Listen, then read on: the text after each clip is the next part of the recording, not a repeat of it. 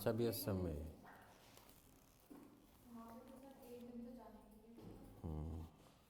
तो main city में रहती है? मेन सिटी में ही? हाँ। अच्छा, गांव है कोई?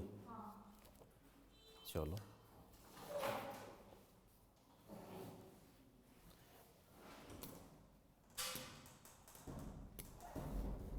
अब हमने कल पढ़ा क्या?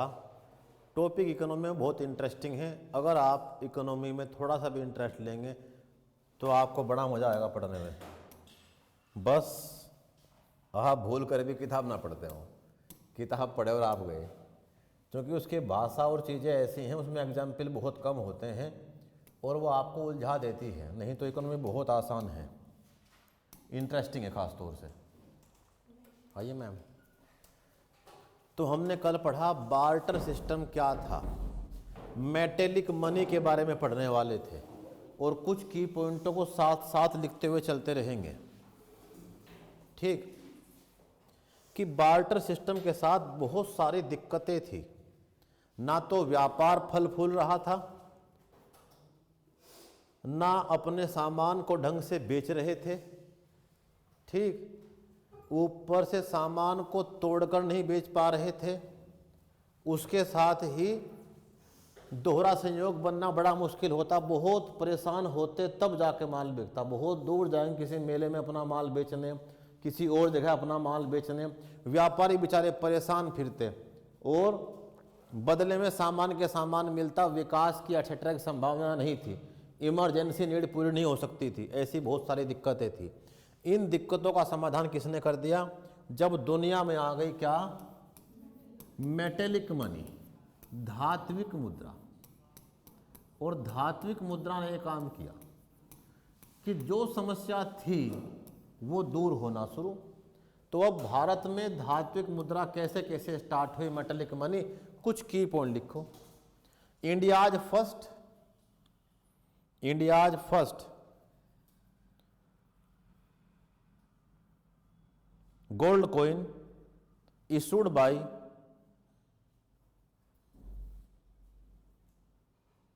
Indo Greek ruler and Kushan. Indo Greek ruler Kushan.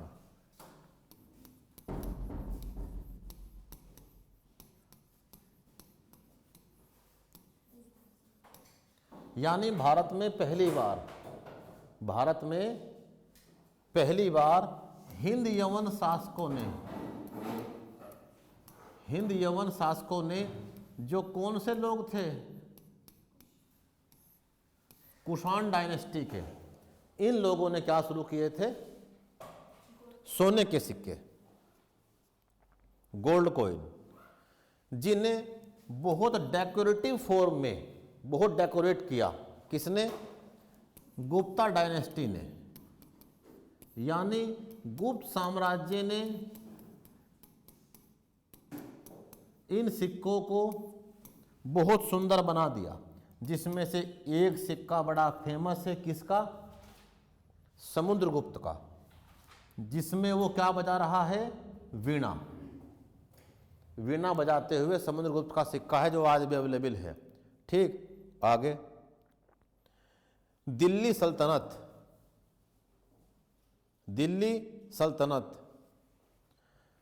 ने चांदी के सिक्के जारी किए। दिल्ली सल्तनत सिल्वर कॉइन, चांदी के सिक्के जारी किए। दिल्ली सल्तनत ने चांदी के सिक्के जारी किए। एक तो तांबे का टका और चांदी का जीतल, ये दो नाम थे। टक्का इल्तुतमिश के समय पे। और फिर ये बाद में किसने किया? टोकन कॉइन लेके आ गया। कौन? रिफॉर्मर, सबसे बड़ा रिफॉर्मर, अपने समय से बहुत आगे, जिसे लोगों ने कहा पागल है तो आदमी भाई। कौन था? मोहम्मद बिन तुगलक। ठीक क्या? 1206 से 1526 तक, 1206 से 1526 तक क्योंकि क्वेश्चन आने ऑब्जेक्टिव 1526 तक। एंड इस इंडिया में किसने इंट्रोड्यूस किया रुपया? शेर शाह सूरी। शेर शाह सूरी, सूर वंश का शासक। ठीक, इसने भारत में रुपया प्रारंभ किया। तो टका जीतल कहां तक आ गया? रुपये तक, जिसे बाद में ब्रिटिशर्स ने आगे बढ़ा दिया, जारी किया।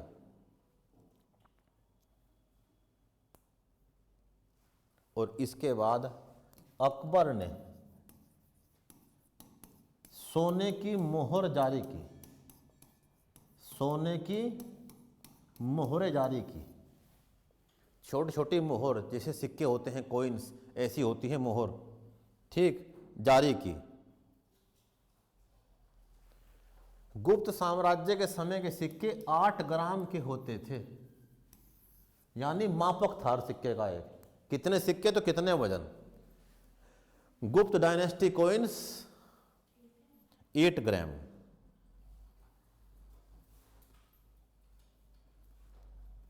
और उसके बाद सन 1330 में मोहम्मद बिन तुगलक ने क्या जारी कर दिया? Token currency.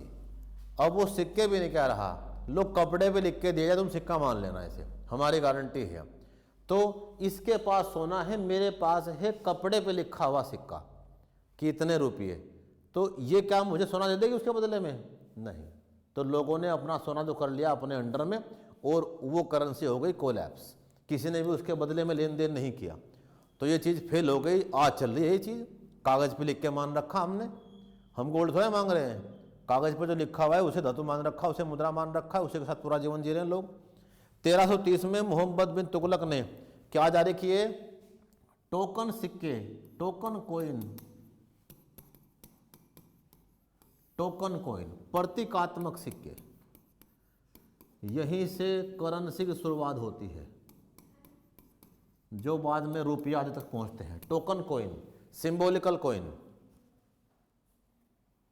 ठीक, सांकेतिक मुद्रा भी कहते हैं इसे, कि भारत में किसने जारी की थी? तो सबसे पहले जारी करने वाला था सिंबॉलिकल कॉइन।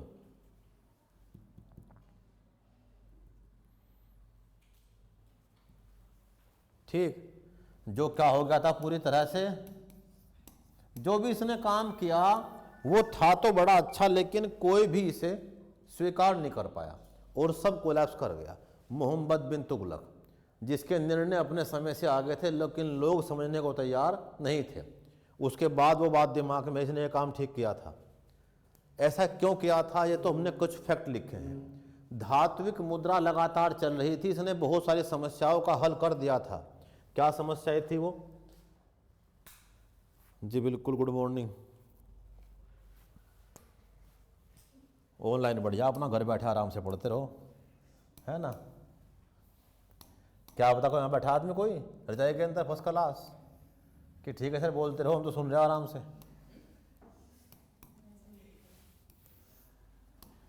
लेकिन ज़्यादा कंफर्टेबिलिटी भी ठीक नहीं होती। तो धातु की मुद्रा के साथ फायदे तो बहुत सारे थे। तो अब मेटेलिक मनी के साथ क्या तो पॉजिटिव बात है और क्या नेगेटिव बात है। जो हमने किससे बात की थी पहले, बार्टर सिस्टम में क्या फायदा है, क्या नुकसान है। तो मेटेलिक मनी के अंदर क्या फायदे हैं? जो भी बार्टर सिस्टम के नुकसान है, यहां वो सब फायदे हैं। जैसे यानी अब दोहरे संयोग का कोई मतलब नहीं है, तुम्हें सामान बेचना, मुझे लेना, सामान दो, ये पैसे लो, दैट्स कर, छुट्टी, काम खत्म। यानी अब दोहरा संयोग कुछ नहीं। किसी भी चीज की तुलना करना आसान। पहले तुम किस आधार पर ये कह रहे थे कि दो चीज बराबर होंगी?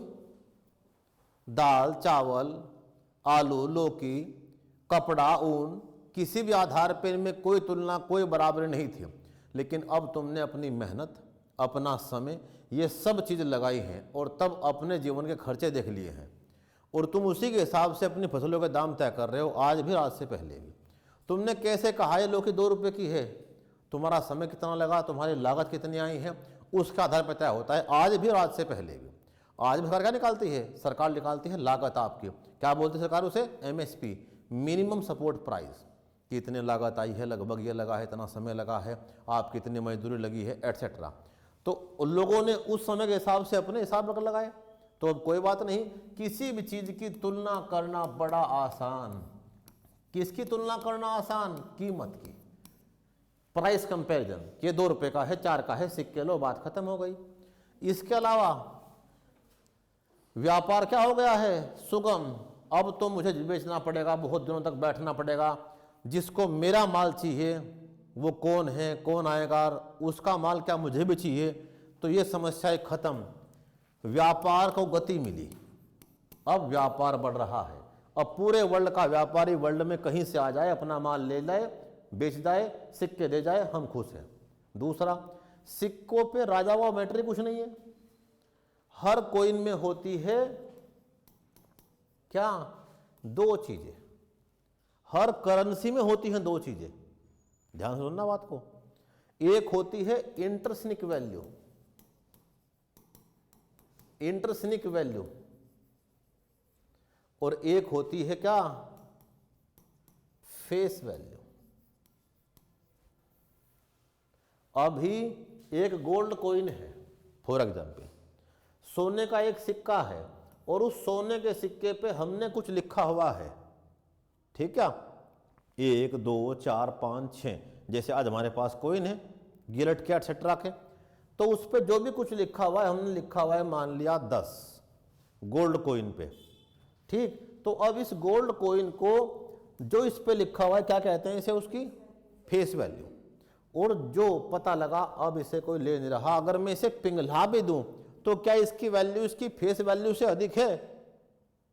हाँ, इसमें तो खुद की वैल्यू है। सोने को तो तुम आज कहीं बेच लो, कोई दिक्कत है, उस पर किसका नाम लिखा हुआ? अमेरिका का, स्विट्जरलैंड का, एटसेट्रा का। तुमने सोने के बिस्कुट देखे हैं?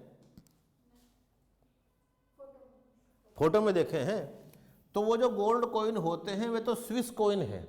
स्विट्जरलैंड वर्ल्ड में सोना खरीद के उसे प्योर करके 99.9924 कैरेट करके बेचता है, अलग अलग बार्स के रूप में, ठीक? 100 ग्राम की, 10 ग्राम की, 1 किलो की, एटसेट्रा की। तो उनकी तो अपने आप में वैल्यू है, जितना ग्राम का ये सामान है। तो अगर मैं कह दूं इस कागज पे लिखा हुआ है 2000, तो ये 2000 में तो चल रहा है, लेकिन अगर ये 2000 में सरकार कहे हम नहीं चलाते, बात खत्म, तो क्या कागज की वैल्यू अब भी 2000 है? नहीं, कागज की वैल्यू कुछ नहीं है। जिस सिक्के पे लिखा हुआ है अभी 50 रुपये मान लिया, तो क्या उस सिक्के को पिघला के तुम 50 में बेच दोगे? नहीं, लेकिन यहां बेच सकते हो। सोने की अपने आप में वैल्यू है। समय के साथ सोने की वैल्यू घट रही है, बढ़ रही है? भयंकर बढ़ रही है। पिछले 1 हफ्ते में बढ़ गए 45,000। ये बढ़ेगी, ठीक? क्या ये पूछ रही मैं शादी के लिए ले लूँगा अपने, ठीक है ना, कि बाद में कभी दिक्कत आए, ठीक है? यानी वर्तमान में घटने कोई संकेत अभी नहीं है। कारण क्या है? कारण ये है, जब तक ये अंतर्राष्ट्रीय विवाद नहीं हल होते, ईरान पे होने वाले हमले और अमेरिका का ट्रेड वार, लगभग डोनाल्ड ट्रंप के कार्यकाल तक तो शायद ये कम ना हो, थोड़े बहुत अप्स एंड डाउन इसमें जरूर आएंगे। 2-2.5 लाख तक तो जाएगा, इसमें रत्ती भर भी डाउट नहीं है, 1 साल के अंदर अंदर में। कारण ये है डॉलर से लोगों का भंग हो रहा है मन, और वो खरीद रहे हैं दुनिया के सेंट्रल बैंक गोल्ड। अकेले पोलैंड ने ही 180 टन गोल्ड खरीदा है पिछले कुछ महीनों के अंदर ही। चाइना खरीद रहा है, इंडिया ले रहा है, यूरोप के बैंक ले रहे हैं, वो डॉलर को बेच रहे हैं कि इसमें दिक्कत आने वाली है, वार में फंसने वाले हैं। और अब यूरोप के लोग कर रहे हैं अपने भविष्य की तैयारी कि हम डॉलर में व्यापार नहीं करने के, हम तो अपनी मुद्रा रखेंगे या गोल्ड रखेंगे अपने पास। गवर्नमेंट तो खुद खरीद रही है, गवर्नमेंट तो खुद खरीद रही है, वो इसे चाहकर भी कम नहीं कर सकती, अंतर्राष्ट्रीय मैटर है। लगभग सोने की डिमांड 2500 टन पहुंच चुकी है। 2500 टन, इतना सोना वर्ल्ड में है ही नहीं। जो सामान सीमित हो उसकी डिमांड ज़्यादा हो तो उसकी वैल्यू बढ़नी तय है। और अब कौन ले रही है सर? अब आम जनता नहीं। आभूषण की डिमांड तो घट चुकी है, आभूषण वाले तो साइड हो चुके हैं, वो तो बहुत कम परसेंटेज है। कौन है वो लोग? बस इमरजेंसी वाले, जिनकी शादी तय हो चुकी है बस, कि अब तो लेना ही पड़ेगा यार, क्या करें। ठीक, सिल्वर भी बढ़ रहा है, 3-4 लाख पहुंच चुका है, आगे फिर पहुंचेगा। उसके बढ़ने के कारण इंडस्ट्रीज। तो एक होती है अंतर्निहित मूल्य, इंट्रिंसिक वैल्यू। अंतर्निहित क्या? उसके अंदर क्या मूल्य है। तो अगर इसे आप पिघला भी दोगे तब भी इसका मूल्य क्या रहेगा? अपने आप में ज़्यादा। और समय के साथ वैल्यू क्या होनी? बढ़नी है। अगर किसी पे को गोल्ड कॉइन बहुत पहला रखा हुआ था तो उसकी वैल्यू कहाँ पहुंच चुकी है आज? कई गुना, मल्टीपल टाइम्स। इतना तो बैंक में, प्लॉट में कहीं भी ना बढ़ता हो। ठीक है ना। यानी अगर किसी ने 10 दिन पहले, 15 दिन पहले भी सोने में पैसा लगाया होगा तो 1 ग्राम कितने का चल रहा था? 14,500 के आसपास का। और आज चल रहा है, ये रेट है, हर दिन बढ़ रहा है, हर दिन हजारों में बढ़ रहा है, 100-200 में नहीं। यानी कितना भयंकर उसे बेनिफिट है। क्लियर? 1.5 लाख से 1.88, और शायद हो सकता है 1-2 हफ्ते में कहाँ पहुंच जाए 2 लाख। तो धातुओं में अपने आप का मूल्य होता है। तो व्यापार करना बड़ा आसान, और अब व्यापार हो चुका है सीमलेस। आपको कोइन कोई दे दे, अफ्रीका का हो चाहे वो, चाहे यूरोप का हो, उसकी तो खुद अपने आप में मूल्य है, उस पर किसी भी राजा की मोहर रखी हुई हो। यानी अब व्यापार होता है राजा के क्षेत्रों से बाहर, दूरस्थ क्षेत्रों तक, क्योंकि हमारे सबके पास क्या है? मेटल। वो मेटल है कौन सा? सोना। पहली बात चली सोने की, गोल्ड कॉइन। अब डिमांड बढ़ रही है धातुओं की, व्यापार बढ़ रहा है। इससे क्या फायदा है? इससे विकास की पूरी संभावनाएं हैं। 10 कॉइन के बदले आप क्या बनवाओ अपना? मकान, दुकान, काम, कारोबार, कुछ भी। अब आपको सेविंग करना बड़ा आसान है, निवेश करना बड़ा आसान है, व्यापार करना बड़ा आसान है। इसे आप टुकड़ों में बेच सकते हो, तोड़ के, ग्राम में, तोले में, मासे में, अलग प्रकार से। यानी इसमें क्या हो सकता है? जो फंजेबिलिटी का इशू है, विखंडन का, वो खत्म। यानी जो समस्याएं थी वो सब इसने खत्म कर दी। लेकिन दिक्कतें भी शुरू कर दी, नई दिक्कतें शुरू। क्या दिक्कत थी सबसे बड़ी? जरा बताओ मुझे। फायदा तो बहुत है इसका, कोई सीमा नहीं है, लेकिन दिक्कत भी है इसकी। क्या? अब डिमांड भयंकर बढ़ गई है। इतनी मांग कहां से पूरी करें? ये तो कोई अपने आप पैदा होने वाला सामान नहीं है, तो प्रकृति में बहुत कम मात्रा में है। अब क्या बढ़ने लगी?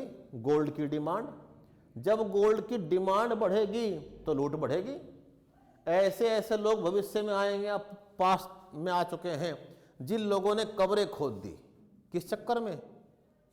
प्राचीन काल में लोग अपने पूर्वजों के साथ उनके पूर्वगमन या उनके किसी भविष्य के लिए हल्का सोना रखा करते थे। और एक आदमी ने तो सारी मथुरा खुदवा दी 7-7 दिन तक, कि जो भी कुछ है सब निकाल लो, मंदिर तोड़वा दिए। यानी ऐसा भयंकर काम कौन कर रहा था? विदेशी हमलावर। तो डिमांड भयंकर बढ़ रही थी। और अब इस मुद्रा ने और इस पे कब्जे को लेके क्या चल रहे थे? युद्ध और संघर्ष। एक तो भयंकर बढ़ती मांग और इसको लेकर होता संघर्ष। और क्या दिक्कत थी? क्या सोना ऐसे बाहर फिर रहा है? नहीं। ये क्या है? सबसे बड़ी दिक्कत क्या है?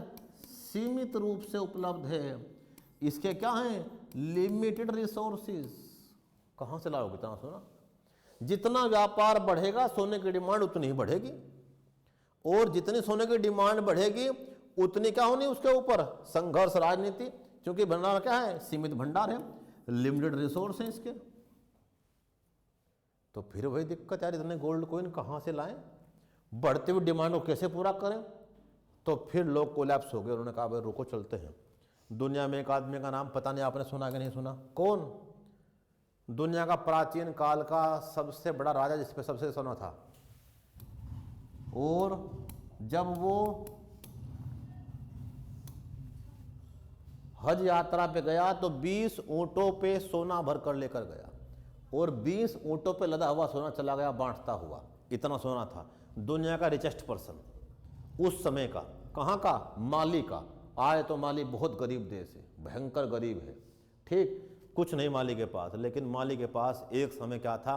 दुनिया का सबसे बड़ा सोने के भंडार वाला राजा मनसा मूसा, यानी सोने का भंडार, इसके आसपास आज दुनिया में कोई भी अमीर नहीं है, चाहे वो एलन मस्क हो चाहे कोई भी अन्य हो। यानी इस कदर जिसने अपने पूरे गर्म क्षेत्र को ठंडा बना दिया, बिल्कुल कूल। कैसे? अपनी राजधानी ऐसी बसाई, ऊपर कम नीचे अधिक, रेत के नीचे मिट्टी की परतों में सारी गलियां बिल्कुल कवर्ड, एकदम पानी ठंडा बहता है नीचे समुद्र के। कहाँ? सतह पे राजधानी है। माली की राजधानी क्या है? माली की राजधानी टिम्बकटू, फेमस नाम नहीं है, टिम्बकटू। तो टिम्बकटू एक ऐसी कैपिटल थी, रिचेस्ट मैन एवर। तो सोने ने कुछ राजाओं को इतना पैसे वाला बना दिया, कोई सीमा नहीं रही।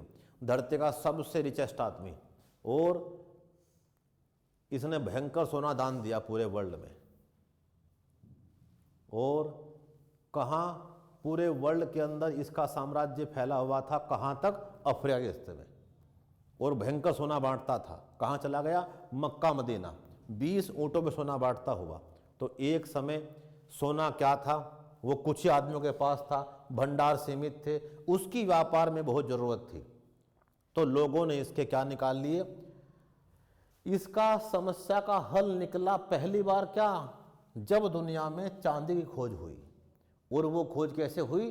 कोइंसिडेंटली, संयोग से, बस ऐसे ही। कौन? क्रिस्टोफर कोलंबस, जो निकला था कहाँ? भारत की खोज में। ठीक क्या? किससे परेशान होकर? किससे परेशान होकर? अपनी पत्नी से परेशान होकर, कि मुझे चल दिया बस यहाँ से, तूने मेरा दिमाग चला दिया। ठीक क्या? और लोग बहुत मीम बनाते हैं इसके ऊपर आज भी, यूरोप के, कि काश 2-4 लोग और परेशान होते तो और नहीं खोज होती। यानी अब उसी ने खोज दिया दुनिया का सबसे बड़ा चांदी का भंडार, मैक्सिको में चाहुआ हुआ।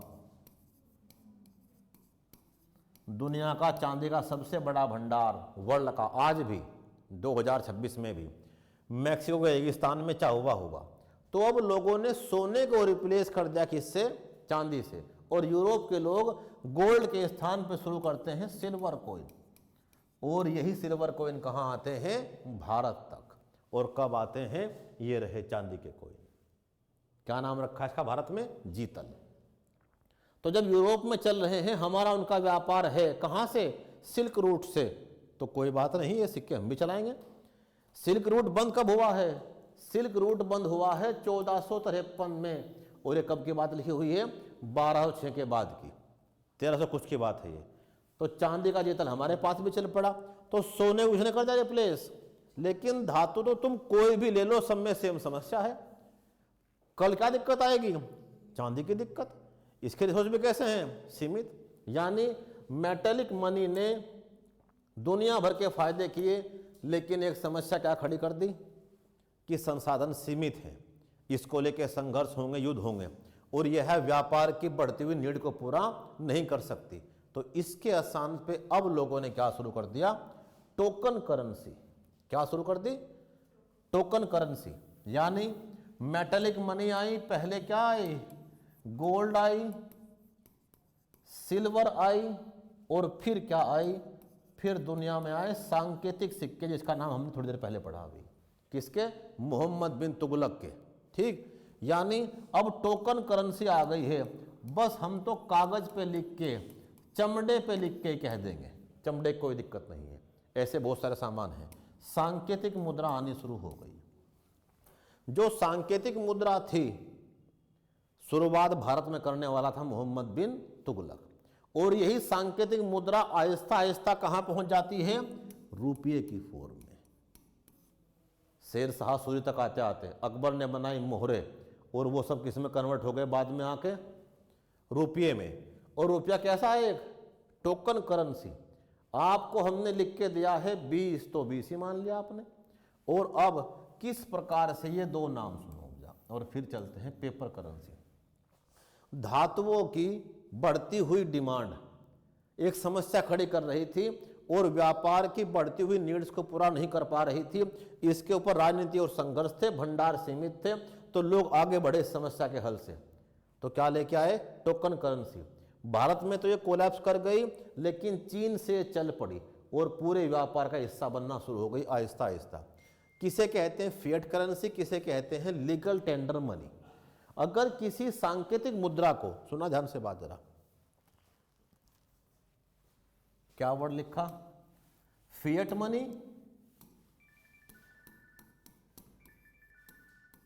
Fiat money and legal tender money.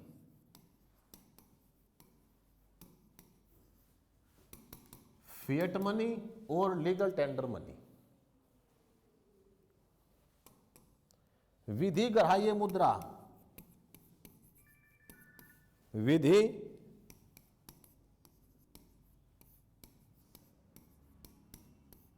ग्राह्य मुद्रा और ये सांकेतिक मुद्रा, फिएट का मतलब। यदि किसी देश का सेंट्रल बैंक, यदि किसी देश का सेंट्रल बैंक क्या करता हो, कोई करेंसी जारी करता हो, तो क्या कहते हैं उसे? Fiat money. तो सेंट्रल बैंक तो बहुत सारी करेंसी जारी करता है। सेंट्रल बैंक तो जारी कर रहा है बहुत सारी करेंसी। उसने जारी करवा रखे चेक, चलते हैं चेक, कागज पे लिख के देते हैं आप लोगों को, और लोग चलते हैं बैंक में जाके भूनते हैं। डिमांड ड्राफ्ट, पहले पैसे जमा करो, ड्राफ्ट बनवाओ, वो भी चलते हैं। इसके अलावा क्या चलते हैं? अलग अलग currency and coins, currency and coins. तुम कागज पे ही लिख देते हो, लोग उसे भी मान लेते हैं। कभी रजिस्ट्री करते हो, जमीन खरीदते बेचते हो, तो क्या चलते हैं? स्टाम्प। वो स्टाम्प भी तो पैसे के बदले आते हैं। अब वो कौन से आने लगे हैं? E stamp, digital stamp. Generate होते हैं कंप्यूटर से, निकलते हैं 10 रुपये का, 50 का, 100 का, वे भी तो पैसे के बदले आ रहे हैं। जारी किसने कर रखे हैं? देश का सेंट्रल बैंक मनी का पूरा मैनेजमेंट करता है। ठीक, लोग उसका इस्तेमाल करते हैं अलग अलग रूप में। तो जो कचहरियों में चलने वाला खेल है पैसे का, वो दूसरा वाला है, बैंकों में दूसरा है, चेक है, डिमांड ड्राफ्ट है, एटसेट्रा, बहुत चीजें हैं। जैसे अभी क्या जारी हुआ है? ई रूपी। सब किसने जारी कर रखे हैं? सब जारी कर रखे हैं सेंट्रल बैंक ने। लेकिन इन बहुत सारी मुद्राओं में से जिसको, इसके लिए दो कंडीशन है। विधि ग्राह्य मुद्रा, जिसे कानून बना के आपने स्वीकार कर लिया हो। अगर कोई सेंट्रल बैंक किसी करेंसी को जारी करता हो और उसे गवर्नमेंट ने ऑफिशियली एडॉप्ट कर लिया है, क्या कर लिया है? ऑफिशियली एडॉप्ट कर लिया है। तो करेंसी तो बहुत सारी हैं, लेकिन आपने एक को ऑफिशियली एडॉप्ट कर लिया है बाय द लॉ। वो कौन है? रुपया। इसमें से आपने एक को स्वीकार कर लिया है। अब इसने चाय पी ली है कहीं पे, ये कह रही है क्या कि सबको चाय पिलवाओ, समोसे खिलवा दो, और मैं चेक काट के दे रही अभी। तो क्या बोलेगा कि चेक वेक नहीं मैं लेता, कैश हो तो दो, नहीं तो क्या करो गूगल पे।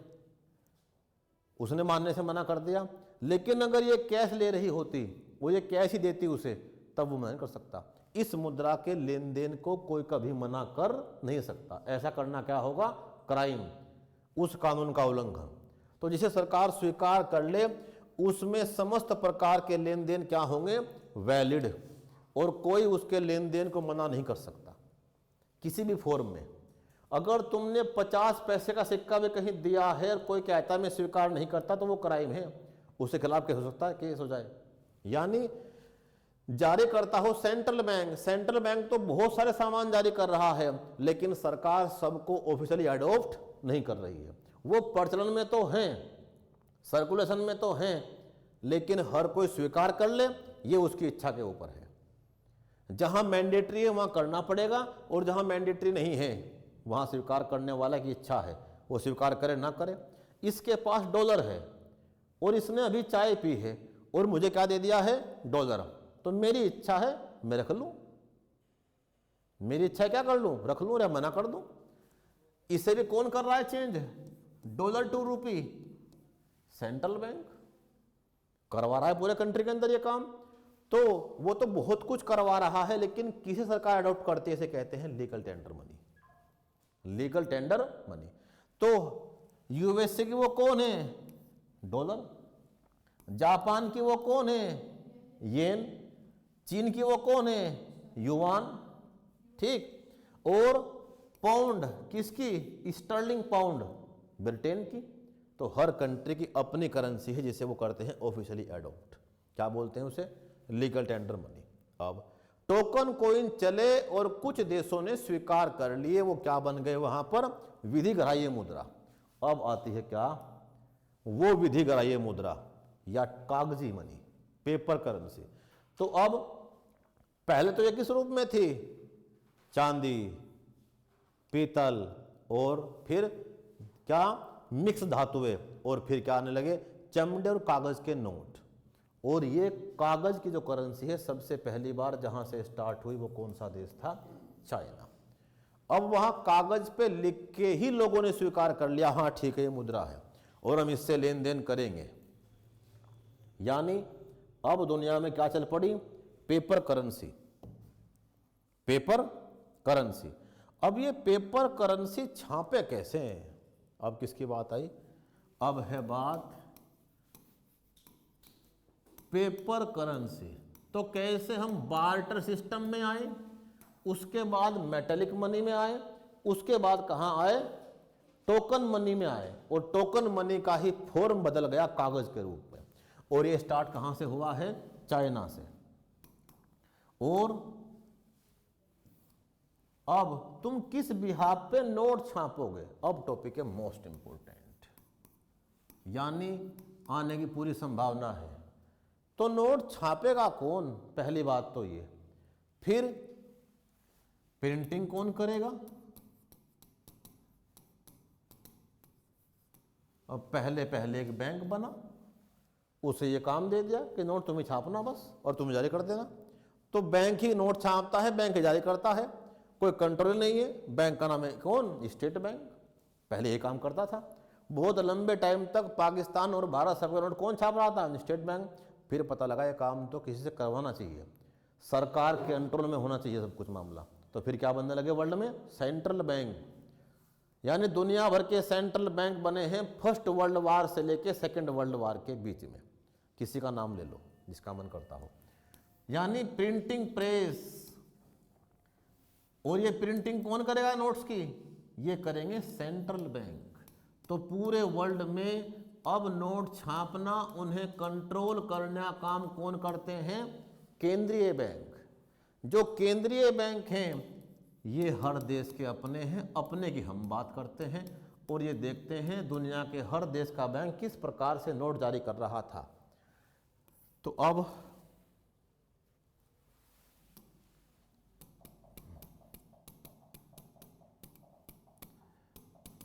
इंडियन रूपी 2000 इमेज, 2000 के नोट की इमेज।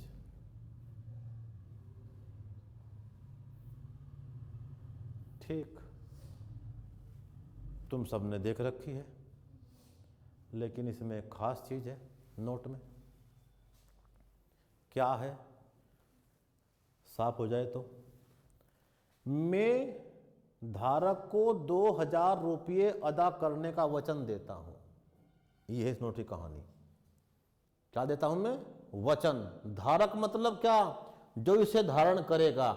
मैं उसे 2000 रुपये अदा करने का वचन देता हूं। Urjit R Patel governor, I promise to pay. ठीक, ये कर रहा है प्रोमिस। तो पहले प्रोमिस कर रही थी कौन? सरकार।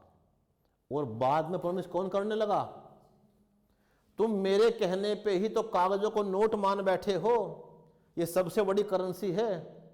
अगर मैंने बंद कर दी है तो पहले व्यवस्था क्या थी? अगर मैंने इसे बंद कर दिया है या तुम्हें इसे बदलना है कि सर हमें ये नहीं चाहिए, ये पकड़ो अपना नोट, तो बदले में क्या मिलता था पहले? सोना। जितना मेरे पास सोना होगा मैं उतने ही नोट जारी कर सकता हूं। इस प्रणाली का नाम क्या था पहले वर्ल्ड में? Gold standard system. ठीक, गोल्ड स्टैंडर्ड सिस्टम, जिसे हिंदी में कहते थे स्वर्णमान प्रणाली। तो स्टार्टिंग में अब दुनिया का सेंट्रल बैंक जब नोट छापेगा तो जिस सिस्टम का इस्तेमाल करेगा वो कौन सी प्रणाली थी?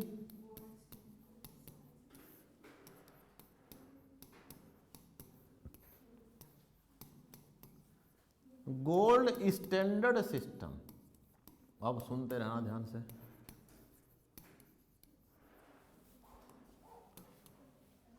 अब भारत में सेंट्रल बैंक कैसे बना?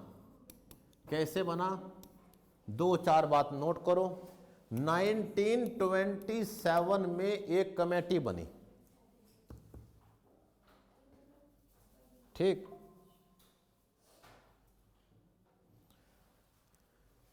एक कमेटी बनी चैम्बरलिन कमीशन और एक बनी Hilton young commission. Chamberlain commission को तो ये कहा गया कि संभावनाएं तलाश करो कि क्या कोई सेंट्रल बैंक बन सकता है। इसने कहा हाँ, सेंट्रल बैंक बनाना चाहिए।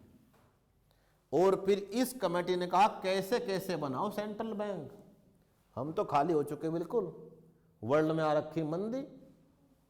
दुनिया की पहली मंदी कब आई थी? द ग्रेट डिप्रेशन 1929-30 के आसपास। और कहां से स्टार्ट हुई थी? अमेरिका से। और कहां पहुंच गई थी? यूरोप तक और पूरे वर्ल्ड तक। तो दुनिया की सबसे पहली महामंदी आई है। उसी दौर में हमारी एक समिति बनी है जिसका नाम क्या था? Hilton young commission.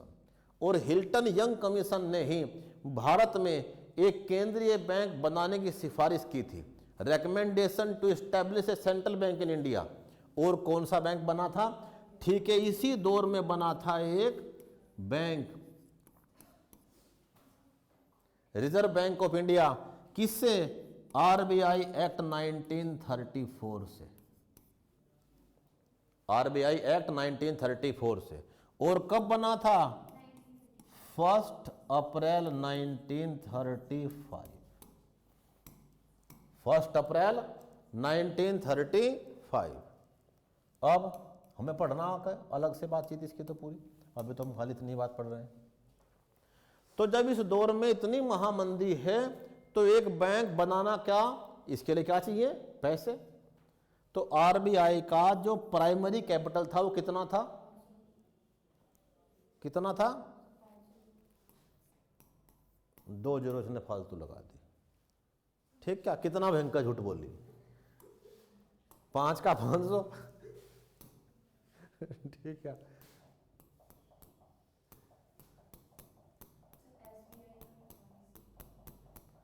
ना बाबू,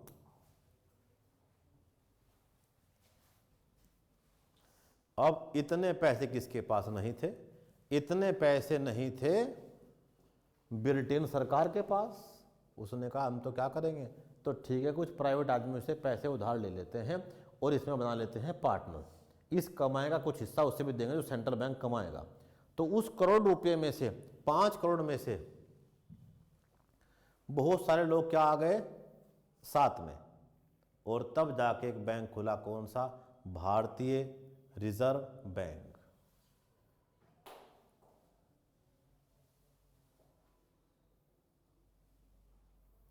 और चूंकि इसमें प्राइवेट पैसा लगा हुआ था तो तुम भविष्य में याद करना, इसीलिए क्या करना पड़ा? जब सरकार को इसे ओवरटेक करके नेशनलाइज करना पड़ा, ताकि जिसका पैसा लगा हुआ है भाई ये पकड़ो अपना पैसा, बात खत्म। अब से कौन है? भारत सरकार का बैंक। इसे नेशनलाइज करना पड़ा 1949 में, 1 जनवरी 1949 में। ये था वो हिल्टन यंग कमीशन जिसकी रिकमेंडेशन पे ये बना था, ठीक।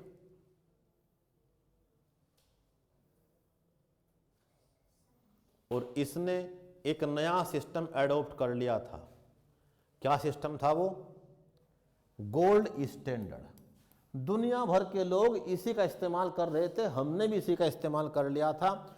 जब भी कोई 1 पाउंड छापता था ब्रिटेन या $1 छापता था यूएस से, जो उनकी ऑफिशियल करेंसी थी, तो $1 पे मैं तुम्हारी बात क्यों मान लूं, मैं तो सोना इस्तेमाल करता आ रहा हूं आज तक, बात खत्म।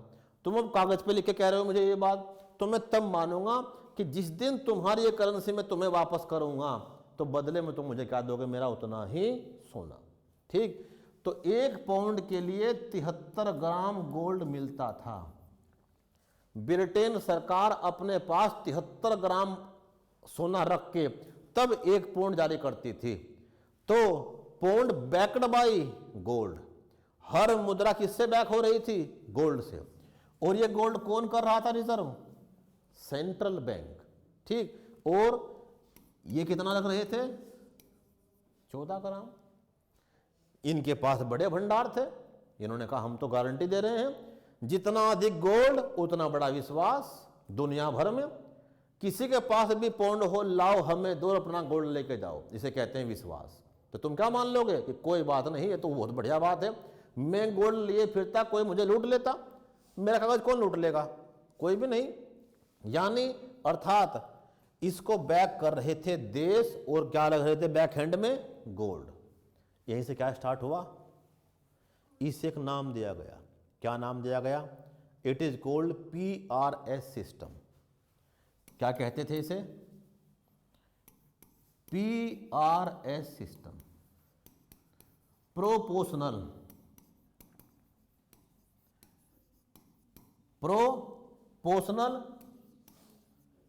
Reserve system.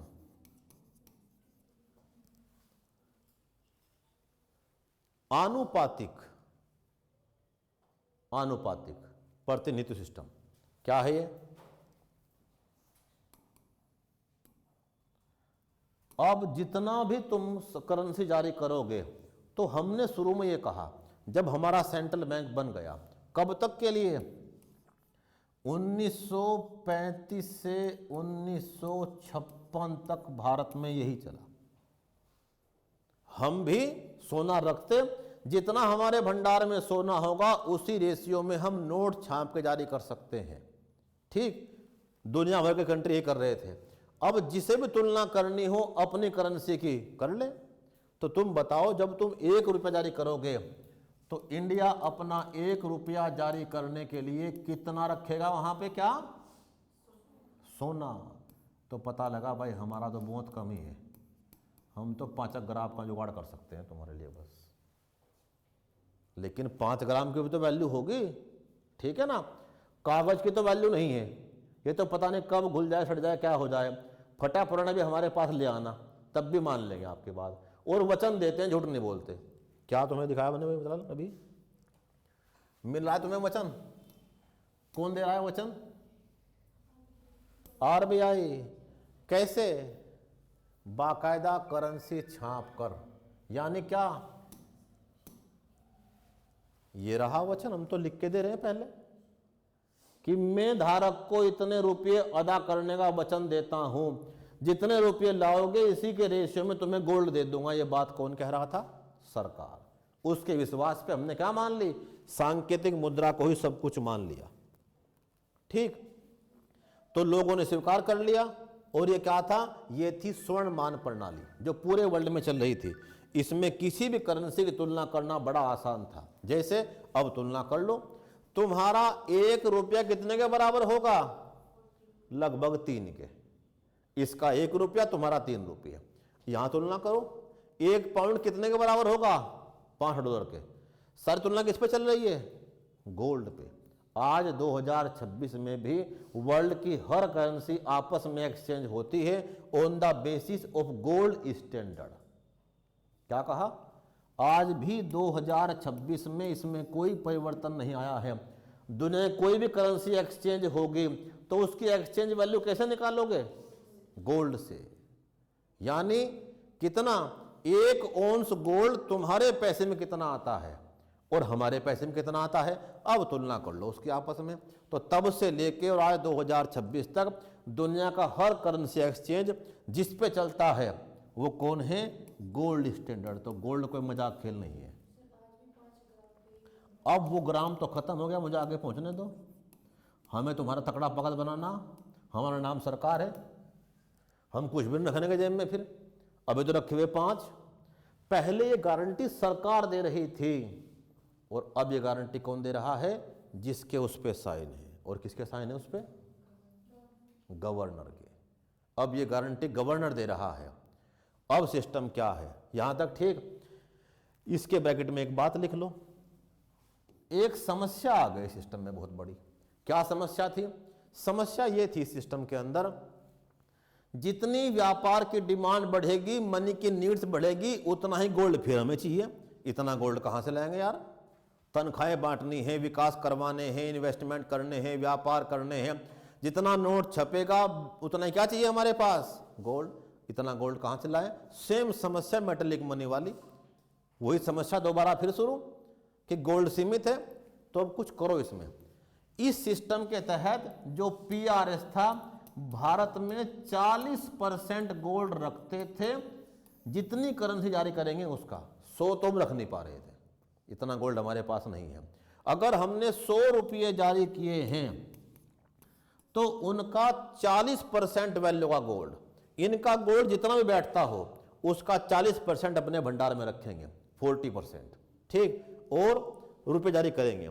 लेकिन ये भी तो बहुत बैठ जाएगा। पता लगा तुमने जारी कर रखे 500 करोड़, तो 500 करोड़ का जो 40% गोल्ड तुमने रखा हुआ है वो कहां से लाओगे? तो ये सिस्टम कोलैप्स करने लगा। तब लोगों ने एक नया सिस्टम अपनाया। कब अपनाया? दुनिया में एक समिट हुआ, ब्रेंटन वुड्स समिट 1944, और इसी से दुनिया की दो संस्थाएं बनी जिन्हें आज कहते हैं जुड़वा बहनें, twin sisters of Brenton Woods, ठीक। एक का नाम है IMF और एक का नाम है वर्ल्ड बैंक। दोनों अस्तित्व में आई हैं 1945 से, इस समिट के बाद, और यहीं से सिस्टम बदला गया। क्या कहा कि अब तुम्हें गोल्ड से बैक करने की जरूरत नहीं है। इस गोल्ड के स्थान पे सरकार अपनी सिक्योरिटी देगी और सिक्योरिटी पेपर रख लेगी। बस क्या रख लेगी? Government security. तो जो करेंसी अब तक बैक हो रही थी गोल्ड से, अब किससे बैक हो रही है? गवर्नमेंट सिक्योरिटी से। और अब यह सिस्टम बदल गया। इसके पश्चात इसे ब्रेंटन वुड्स सिस्टम भी कहा जाता है। क्या कहा अब? कि दुनिया का हर बैंक अब एक नया सिस्टम अपनाएगा। हमने क्या अपना रखा है?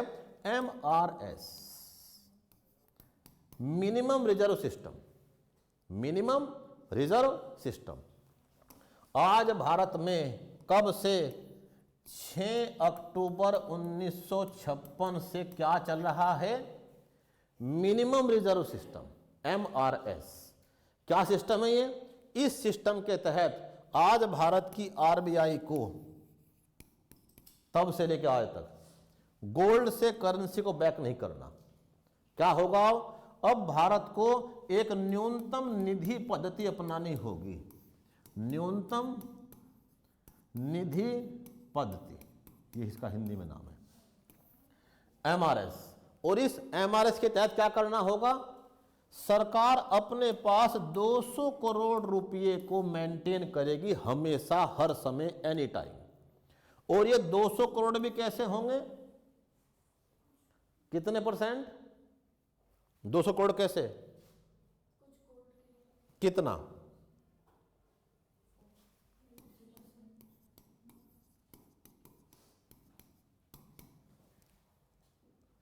115 करोड़ का तो हमारे पास क्या होगा? गोल्ड, और ये होगी विदेशी मुद्रा।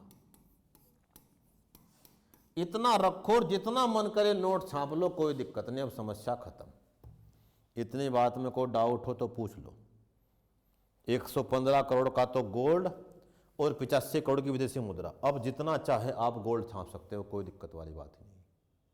तो आज पूरे वर्ल्ड जिस सिस्टम को अपनाए बैठा है गोल्ड के रिप्लेस के रूप में, वो कौन है? ऐसे तो सरकार कितने नोट छाप ले, क्या दिक्कत है? जब घर नोट छापनी मशीन रखी और हम दमादम नोट छाप रहे हैं और हमारे बच्चे पड़े भूखे, तो मैं सुबह सुबह क्या दूंगा बच्चों को? सरप्राइज। रात को नोट छापूंगा तगड़े करके, सुबह इसकी आंख खोली 20 लाख जेब में मिले।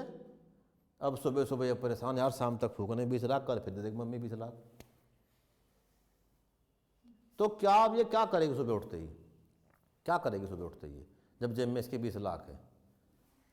इसे एकदम से याद आएगा स्विट्जरलैंड कहाँ है, इसके बाद ये फ्लाइट कौन सी है, फिर ये कार कौन सी है, फिर ये क्या है, फिर वो क्या है। आना था ये बेचारे कोचिंग, इसने कहा जी कोचिंग वोचिंग को छोड़ो, कुछ नहीं रखा है इसमें, मैं तो कहाँ चले पड़ी अब, यहाँ ठीक नहीं, मुझे तो बर्फ़ देखनी, मैं तो कहाँ चल रही, स्विस की पहाड़ियों में, 1 महीने बाद मिलोगे जब तक ये ख़त्म ना हो जाए। ठीक, तो ऐसे भयंकर पैसे की रफ्तार ने इसके सारी महत्वपूर्ण जिम्मेदारियां और काम को छोड़ दिया। जैसे जब भी किसी बेकार एक्टिविटी से पैसा आता है तो विनाश तय है, जैसा अब चल रहा है।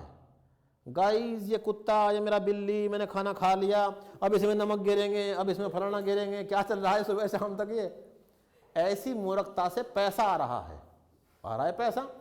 और वो लोग समाज में क्या संदेश दे रहे हैं, क्या ऐसे बने हुए पैसे वाले किसी प्रकार की कोई रिसर्च, कोई इनोवेशन कुछ करेंगे स्पेस में, डिफेंस में, एजुकेशन में?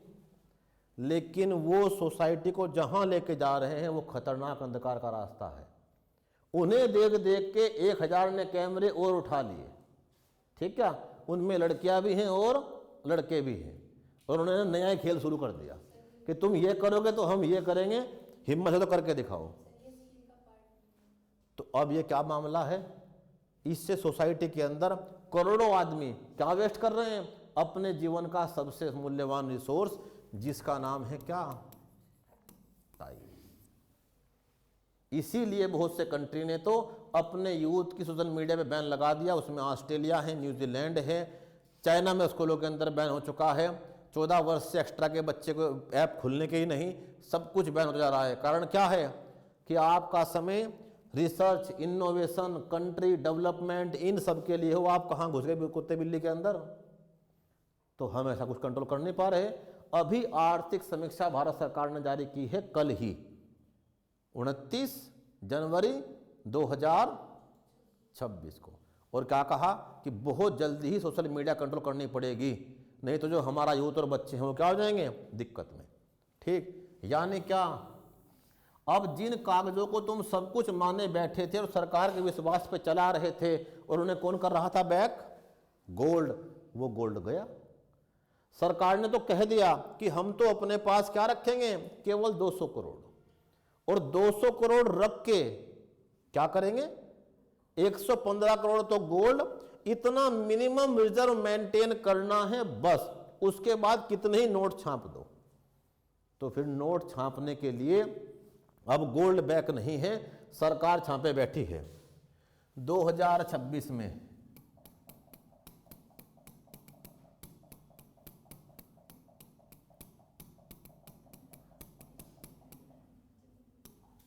Total currency value issued by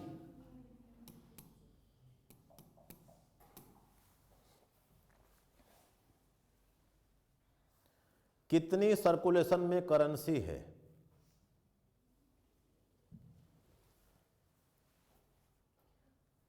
जब नोटबंदी हुई तो 15 लाख करोड़ करेंसी के रूप में थे, कॉइन एंड करेंसी के फॉर्म में, ठीक क्या, और data reached N all time high of 39,89,000 नहीं, 3,97,99,508 करोड़, 397 लाख करोड़ नोट छपे पड़े हैं 15 जनवरी 2026 तक के लिए।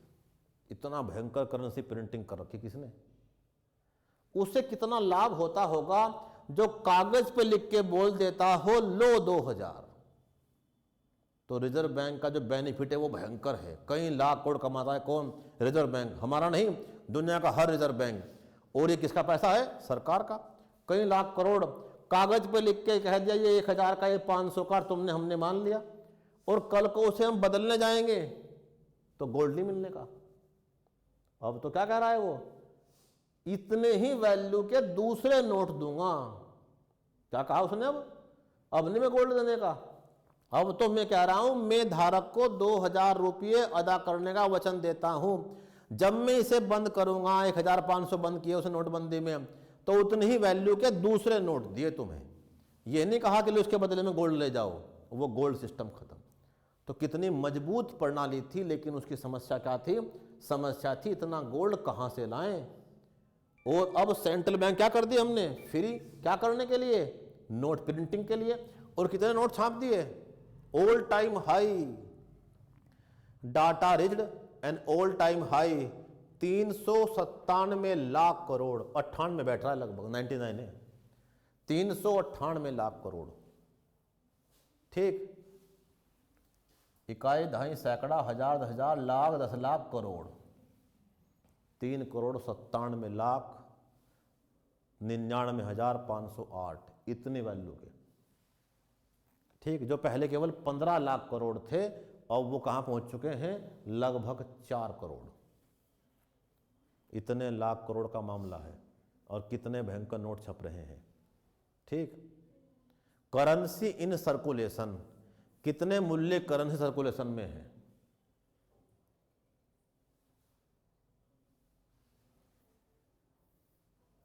तो आम जनता को इससे मतलब वास्ता कुछ होता ही नहीं, ना उसे पता होता। तो अब दुनिया भर के देश ये चाहते हैं कि हमारा बहुत सारी मुद्रा, कितने हैं? 85 करोड़ रखने विदेशी मुद्रा में। आज भारत का विदेशी मुद्रा भंडार 700 बिलियन डॉलर से अधिक हो चुका है, अपने ऑल टाइम हाई पे है।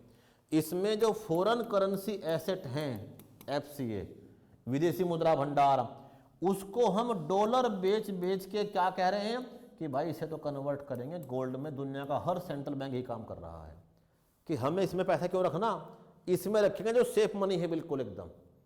ठीक, जो किसी से जाके मांग नहीं, जब चाहे बेच लो बाजार में जाके।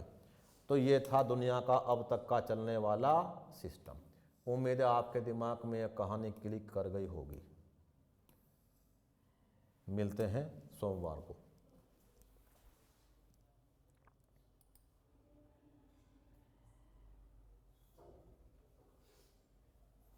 हिल्टन यंग कमीशन चेक कर लेना भाई, कोई नहीं।